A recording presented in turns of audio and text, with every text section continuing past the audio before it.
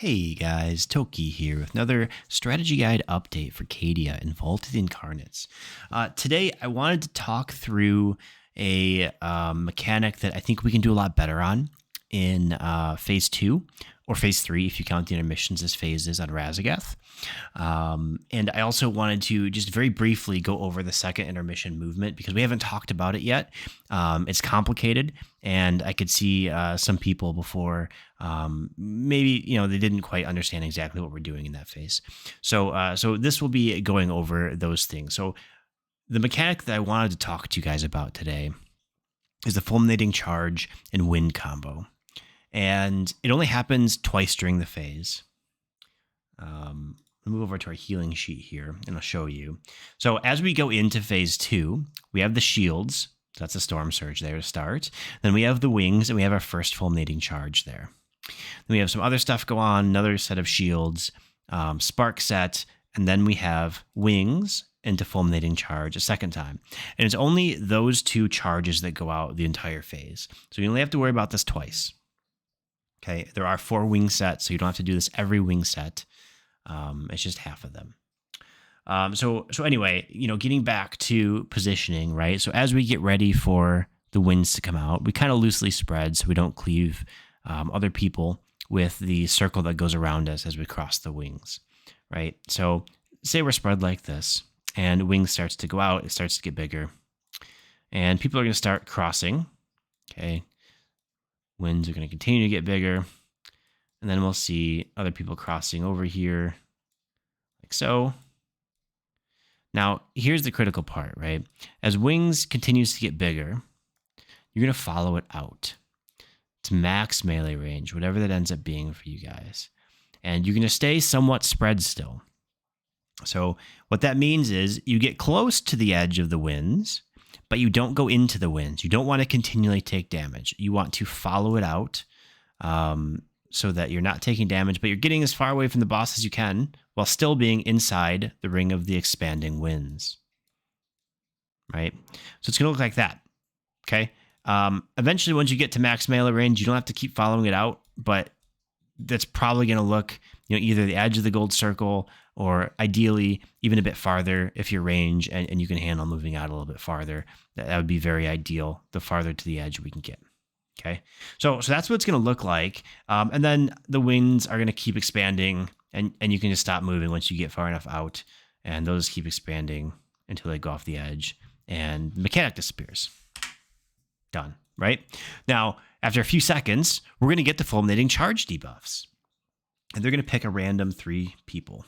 And they're pretty big, right? We'll call it, I think it might even be bigger than that, but we'll call it that big. That's not really scientific, but it'll be close enough. So we'll call it that big. We'll put a little bit thicker so we can see it easier. We'll say 3 of them go out, okay? I'll go on that guy, I'll go on that guy, and I'll go on this healer, right? So it goes out on these 3 people. Ideally, they're all going to get a freedom or tiger's lust here, and we're all relatively close to each other, so as long as the paladins and the monks kind of stay towards the middle here, it's going to be fine. Everyone should be in range, right? So they've got 3 seconds to get these out, so they're going to beeline it towards the edge of the platform here. They're not going to have time to get to the edge of the platform, right? They're just not. It's only 3 seconds. It's not a long time, especially when they have to wait, a second or 2 for the freedoms or the tiger's lust to go out. So that means everyone else needs to get to the front of the boss using their movement speed cooldowns as fast as they can to get out of these bombs. We're spreading them every single time, and they do 100 to 150k a tick for 10 seconds. It's a long fucking time. That's a big damage tick. And with anything else going on in this phase, you're going to die from that tick. And if you get hit by it multiple times, it stacks on you too. So extremely bad. And this is why people are rotting out. So we have to all move very quickly to the front of the boss, and these guys move to the edge. Now, to help with that, we're going to start placing down gates, right? So there's going to be a gate here to in front of the boss. And we'll be able to use that on one of these charge sets. It's going to be the second charge set. I'll show you here. On our healing sheet, the first fulminating charge set, we're going to have Corvix's Stampeding Roar. The second set, we're going to have a wind totem, but it's kind of a short radius. And then we'll also have another stampeding roar if we have a second druid. So, I mean, if Zelda's in, we'll have a second stampeding roar here. If not, we're not going to have any movement increasing ability, which is why we're going to save the gate for the second one. Okay, so we're going to all get out as fast as we possibly can and not spread that debuff. That's going to improve our chances to live this phase dramatically. So make sure we do that mechanic correctly. We have to run backwards. You can't maximize your damage and just tunnel the boss, forgetting about everything else and saying, I've got my Rune of Power on the ground. I just want to sit there and channel. You got to move out because this mechanic has to be done better. Okay, so that is the mechanic I wanted to go over with you guys. And then I also wanted to take a second and just talk through the Intermission 2's movement, right? So starting off in Intermission 2, we're going to have the group split. So the range group is going to be up at the top here. It's going to be 9 players, 7 range and 2 healers. The melee group, plus Polar as a tank, will be down here. It's going to be 10 players, 7 melee, 2 melee healers, and a tank. And then Razor is going to be off on this right ad over here, kind of off and nowhere by himself. And just to orient yourself, here's the blue marker, main platform's down here, which means range is on the top ad away from the main platform. And from that same perspective, melee is on the left ad. And they are on the bottom, the blue square side of this left ad, and that's on purpose. Okay, so range attack this top ad, melee attack the left ad. And the reason we're doing that is these 3 ads all have to die at the same time. And so we need to split damage and we need to do it correctly. So this is how we start the phase.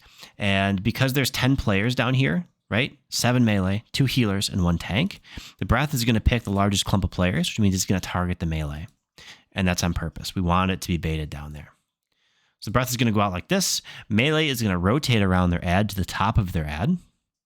And then I also added colorful circles underneath these ads to indicate their approximate health level, right? So assume this yellow or orange color means about 50% health, right? So this guy is about 50%, the top ad's at about 50%. And then what's going to happen is little ads come out. When the little ads come out, the big ads switch sides. So it's easy to see the top ad moves to the bottom, but also the left ad that was at 50% is now on the right side of the platform. And the right ad that Razor was on by himself, which more or less doesn't have any damage to it, is now on the left side of the platform, as indicated by the green circle of health underneath him. Okay, so all the ads switched places, even though these big ads on the left and the right might not be quite as apparent, but they did switch places. Okay, so now we let the little guys go to the middle. We AoE stun them. We AoE them down, kill them all, and then they go away. Right? Now we're left with just the 3 big ads again, and melee on the top of this, with the range at the top of this. And we're all attacking this left ad, which is more or less at 100% health when we start. And so we all focus him down to even his health up to the other 2 ads. Breath is then going to be baited here. Okay, Breath is going to come out. Melee is going to rotate to the bottom side of the left ad again. It's going to be at about 50% at this point. Range will take the gate, and they'll DPS the ad on the right side.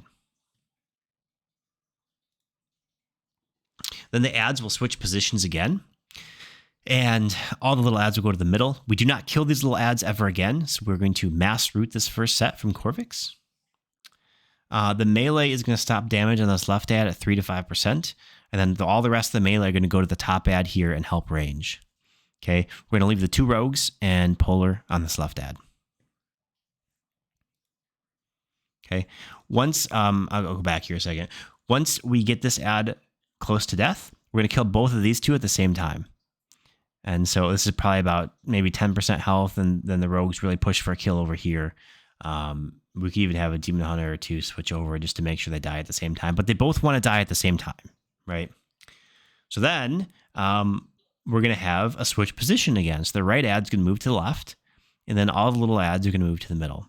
We're going to remass roots. We're going to use ice rings. We're going to use ring of pieces from all the monks to keep them away from this big ad. He's going to be at about 50% health, and the whole raid's going to tunnel him down until he dies.